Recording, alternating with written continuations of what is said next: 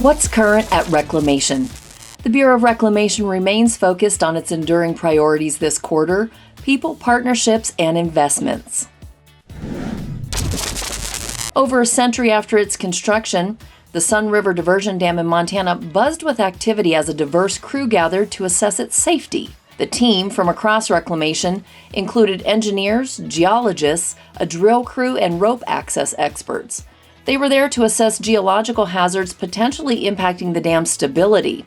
To accomplish the task critical to public safety, they used unmanned aircraft systems for aerial surveillance and mapping, drilled deep into the mine's core to gather samples for lab testing, and updated surveys of the area. Facing challenging weather, the team waited for the low water levels in September to assess usually submerged areas. This enabled them to complete this critical work that is part of ensuring the safety of the high-hazard Gibson Dam, located 3 miles upstream. In October 2023, Reclamation and the San Luis and Delta Mendota Water Authority celebrated signing a record of decision to raise the B.F. Sisk Dam an additional 10 feet. The B.F. Sisk Dam Raise and Reservoir Expansion Project will create an extra 130,000 acre-feet of water storage in San Luis Reservoir.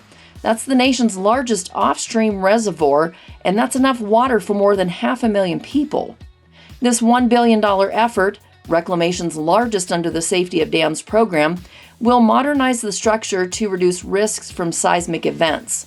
The additional space will be used to store water that can be delivered to south of Delta Central Valley Project water contractors and wildlife refuges. The initiative stands as a prime example of how Reclamation is implementing President Biden's Investing in America agenda and the Biden-Harris administration's all-of-government approach to enhance the resilience of the West to drought and climate change. Senior leaders from the Department of the Interior and Reclamation were among the featured speakers at the December 2023 Colorado River Water Users Conference, one of the leading water meetings in the West. Capping off Federal Friday and the conference, Commissioner Tootin committed to the attendees from across the basin that Reclamation will continue to meet its mission in the way it's done for 121 years, through transparency, cooperation, and collaboration. That commitment includes facilitating discussions, providing technical support, engaging in concepts, and guiding the development of alternatives for post-2026, and under all circumstances, continuing regular and meaningful federal tribal-state engagements. A highlight for the commissioner was taking part in several events announcing Inflation Reduction Act conservation agreements that will save hundreds of thousands of acre-feet of water in Lake Mead. This includes an event with the Colorado River Board of California to announce agreements to conserve up to 643,000 acre-feet of water in the reservoir through 2025. To date, Reclamation has executed 22 system conservation implementation agreements in the lower basin and 64 in the upper basin. Glen Canyon Dam is facing a persistent invasion of quagga mussels, threatening the dam and the power plant. If left unaddressed for an extended period, the invasive mollusk can obstruct pipes and render infrastructure inoperable. Since manual removal is resource-intensive, Reclamation will be installing ultraviolet light technology over the next 4 years to help prevent mussel infestations. Turns out, quagga mussels aren't fond of the specially designed UV lights, so they don't stick around long enough to stick around, moving on through the dam instead to find a more hospitable environment.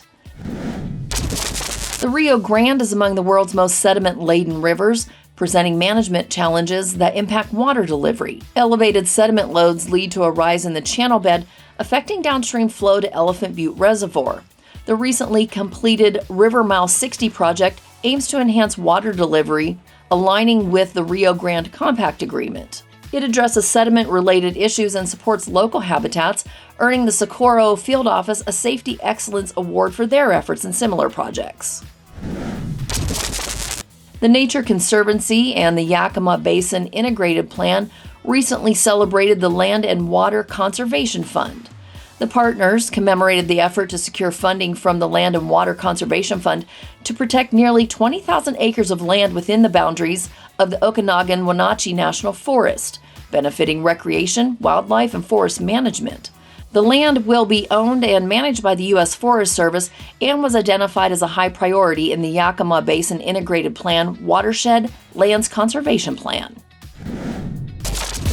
Make sure you follow us on Facebook, Instagram, LinkedIn, X, and YouTube.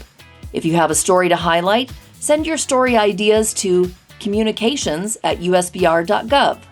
That's communications@usbr.gov. That's what's current at Reclamation.